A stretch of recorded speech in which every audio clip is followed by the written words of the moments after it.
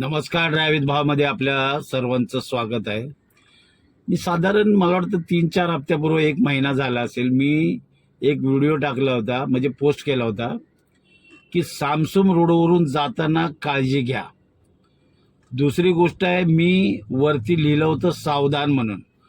एक समाजाला संदेश होता की अशा ठिकाणी जर जाताना तुम्हाला कधी अशी घटना घडली तर तिथे प्लीज मदत करायला जाऊ नका आणि ह्याच्यातून काहीतरी ह्या व्हिडिओच्या माध्यमातून काहीतरी बोध घ्या. पण काही लोकांनी सांगितलं की ह्या व्हिडिओला लाईक करा, शेअर करा, सबस्क्राईब करा, ह्याच्यासाठी हा उपद्व्याप केलेला आहे. मी वरती लिहिलेला आहे सावधान म्हणून.